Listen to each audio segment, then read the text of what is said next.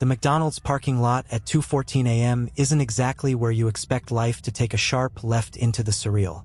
But that's exactly what happened to me. I was 3 hours into my overnight shift, sipping lukewarm coffee behind the counter, when something set me on edge. The store was dead quiet. No cars in the drive-thru, no customers in sight. But the air felt off.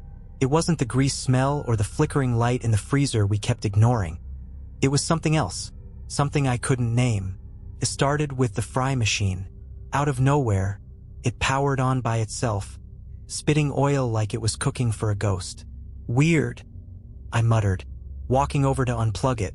But when I reached the machine, I froze. Every fryer timer was counting down. Except they weren't in sync, they ticked in a pattern like a code. 5, 4, 3, 2. The room plunged into darkness. The hum of the refrigerators, the buzz of the fluorescent lights. All of it cut out at once, leaving only silence. My breath caught. I fumbled for my phone, the glow barely illuminating the shadows stretching unnaturally across the kitchen. Breakers probably tripped, I whispered to myself, trying not to sound like I was lying. The emergency lights sputtered to life just as I stepped into the stockroom to check the panel. But then, there it was, a sound I will never forget. Scraping. Long, slow, deliberate scratches against the metal door leading to the dumpster area. Probably a raccoon, I told myself, even though my gut screamed otherwise. I decided to peek through the small, grimy window. What I saw wasn't a raccoon. Standing under the dim floodlight was a man, or something that looked like a man. He was thin, too thin, dressed in what looked like a filthy suit. His face was wrong, stretched in a way skin shouldn't stretch, like he was smiling too wide for too long. His hands were pressed against the door, and his nails, long and splintered, were carving lines into the metal. I backed away slowly, my heartbeat roaring in my ears. The moment I moved, his head snapped toward the window. His eyes were hollow. Nope, nope, nope, I muttered, scrambling toward the front of the store, my sneakers squeaking on the greasy tiles. The fryers turned on again, blasting heat into the air, and the timers started screaming. That's when I realized I wasn't alone in the kitchen anymore. The fryers screamed louder, their timers beeping in chaotic bursts, but the kitchen was eerily still. The man, or whatever it was, wasn't at the window anymore. My phone's flashlight barely cut through the shadows as I backed toward the counter. And then I saw it. The figure from the dumpster area was now inside, standing near the soda machines. He didn't move, just stood there with that unnerving smile plastered on his face. The emergency lights flickered, casting quick flashes of him in the dim glow, making it look like he was twitching closer. "Who are you?" I managed to choke out, gripping a spatula like it was a weapon. It was a ridiculous defense, but it was all I had. His head tilted slightly, his neck cracking like old wood. "I'm a customer," he said, his voice soft but distorted, like it was coming from an old radio. "Customer? The dining room's closed," I said, trying to keep my voice steady. "You need to leave." He didn't answer. Instead, he took a slow step forward. His bare feet, pale and covered in something black and sticky, left smudges on the tiled floor. He leaned forward, sniffing the air. "Do you smell that?" he murmured, his hollow eyes locking onto mine. I didn't reply. My body was screaming at me to run, but I couldn't move. I was trapped in his gaze, like a fly caught in a spider's web. Then, without warning, he darted toward the back hallway, the one that led to the freezer. His movements weren't human. Too fast, too jerky, like a puppet yanked by invisible strings. I snapped out of my trance and bolted for the front door, my mind racing. But when I grabbed the handle, it wouldn't budge. Locked from the outside. That didn't make sense. I had unlocked it earlier for a delivery. The drive-through headset crackled to life, blasting static into my ears. Then, through the noise, a faint voice whispered, "Do you want to see how it ends?" I ripped the headset off and threw it to the ground, my breath coming in short gasps. From the corner of my eye, I saw the lights above the freezer flicker. A muffled thud echoed from inside. Then another. Something or someone was banging on the door. "Help me." The voice was faint, barely audible, but it was enough to push me into action. I grabbed the nearest object, a mop handle, and crept toward the freezer. The banging grew louder, more frantic. "Who's in there?" I shouted, my voice cracking. The banging stopped. Silence. I reached for the handle, my hand trembling. Slowly, I opened the door. The freezer was empty, the frosty air stinging my face. But the floor, there were footprints in the frost. Bare, human footprints leading to the back corner, where they stopped abruptly. Then I felt it, a breath on the back of my neck. My body froze as the icy breath tickled the back of my neck. The air reeked of mildew and something metallic, like rust. I didn't want to turn around. I knew whatever was behind me wouldn't be anything good. But some primal part of me, the one that screams to run from predators, forced me to spin around, mop handle raised. Nothing. The freezer door stood open, framing the dimly lit kitchen. My own breath fogged in front of me, the sound deafening in the silence. I started to wonder if I was losing it, until I noticed the freezer door slowly closing.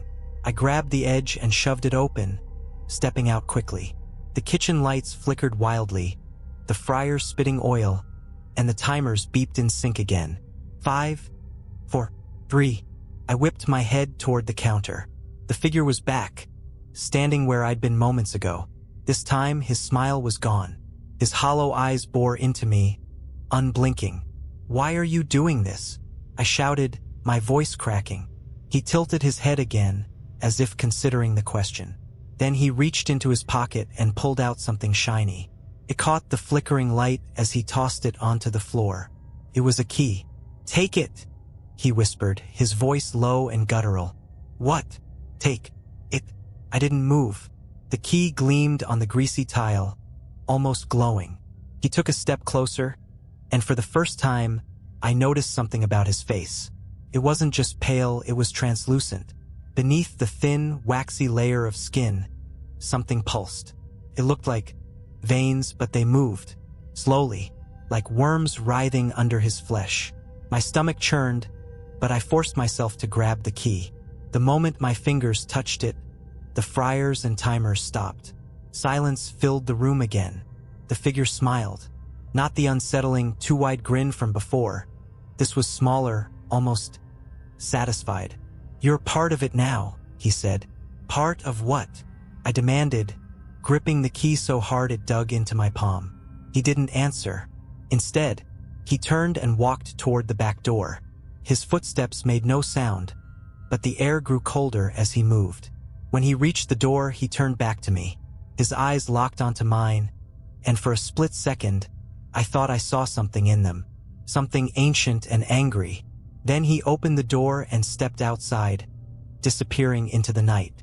I stood there, shaking, staring at the key in my hand. It was old, its metal tarnished, and engraved with a symbol I didn't recognize.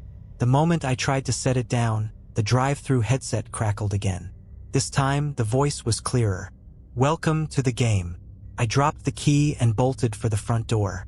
To my relief, it swung open easily now, the cool night air flooding my lungs. I sprinted to my car and didn't look back. I drove home like a man possessed, my knuckles white on the steering wheel. The key's metallic chill still lingered on my palm, even though I'd left it on the floor of the McDonald's kitchen. My mind was a whirlwind of fear and disbelief. What had just happened?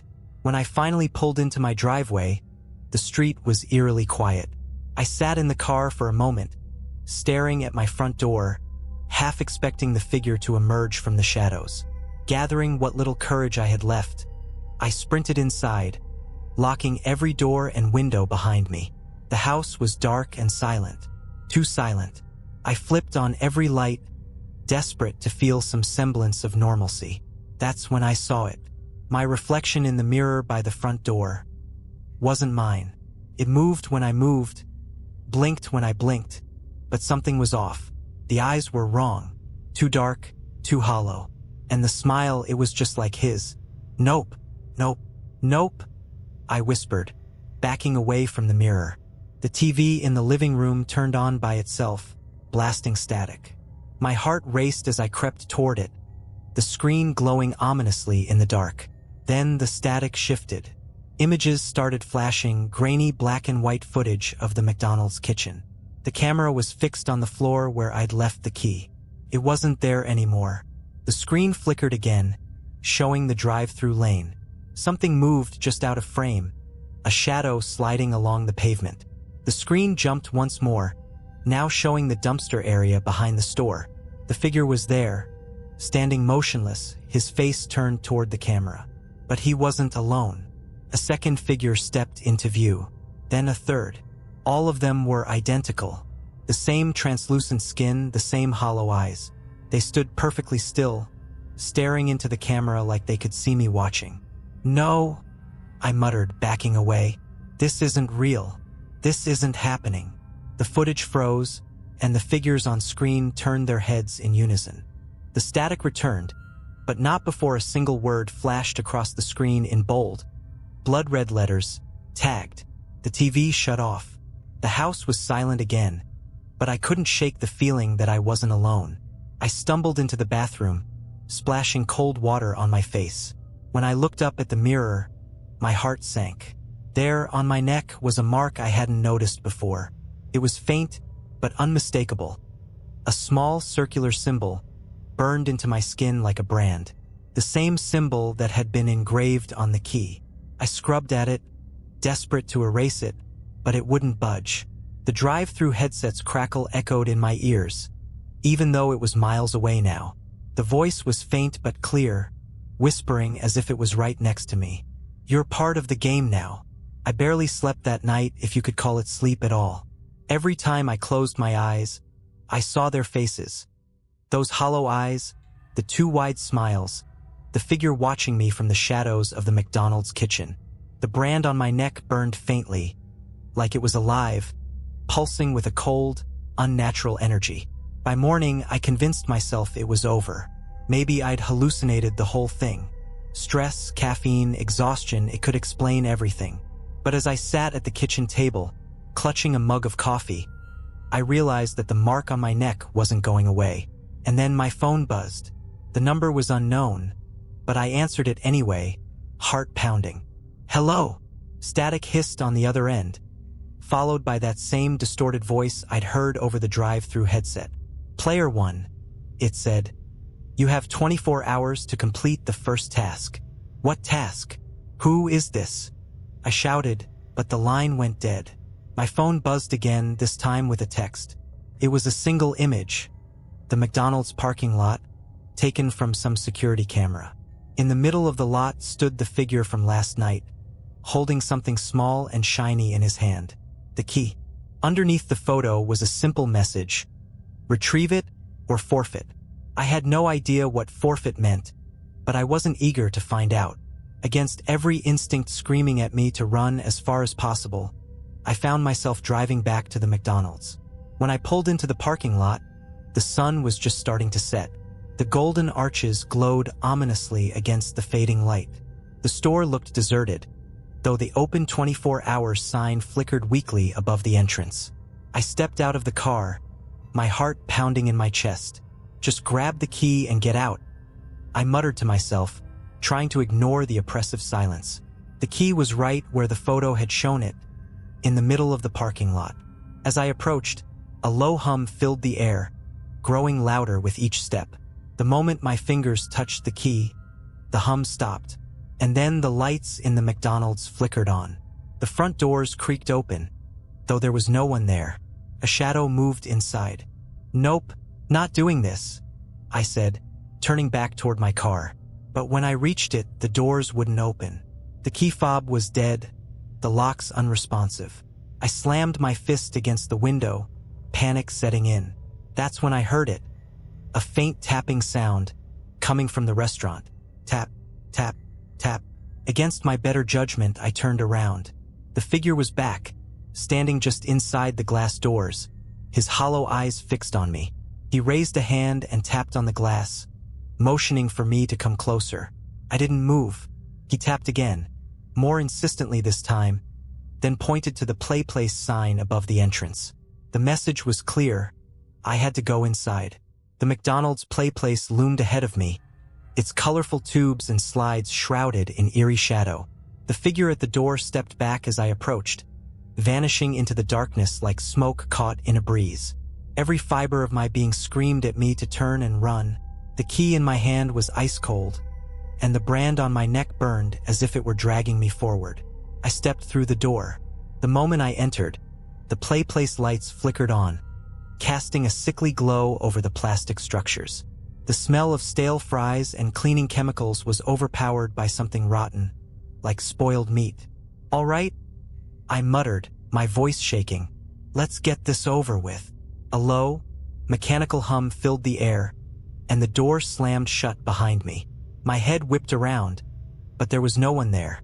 The only sound was the faint creak of the plastic slides, as though something heavy was moving through them. I gripped the key tighter and scanned the room. That's when I noticed it. At the far end of the play place, the ball pit had changed. The bright red, blue, and yellow balls were gone, replaced with something darker, black spheres that gleamed like polished obsidian. Something shifted beneath the surface. "Nope," I whispered, backing away. But before I could retreat, the brand on my neck seared with pain. "Player 1. The voice echoed, distorted and cruel. "Finish the game." The air grew heavier, pressing down on me as I stepped closer to the ball pit. The black spheres quivered, as though something alive was breathing beneath them. "Just do it," I told myself, fighting the urge to throw up. I reached out and plunged my hand into the pit. The moment my fingers broke the surface, the lights flickered violently. My hand felt wrong, like it was submerged in something alive. The spheres wriggled and pulsed, clinging to my skin as I dug deeper. Then I felt it, a small, metallic object. The second key. The instant I pulled it free, the entire play place erupted in chaos. The slides shook violently, and the tubes filled with an unearthly screeching, like children crying out in pain. The black spheres spilled out of the ball pit, rolling toward me in a wave. I bolted for the door, clutching the key like my life depended on it. "Finish the game," the voice boomed again, louder this time. I didn't stop. I threw myself against the front door, expecting it to be locked, but it swung open easily. I stumbled outside, gasping for air. The parking lot was empty, silent. I looked down at the second key in my hand. It was identical to the first, engraved with the same strange symbol. A faint voice whispered in my ear, "This is just the beginning." I jumped into my car, and this time the locks worked. I didn't look back as I sped away, the McDonald's disappearing in my rearview mirror.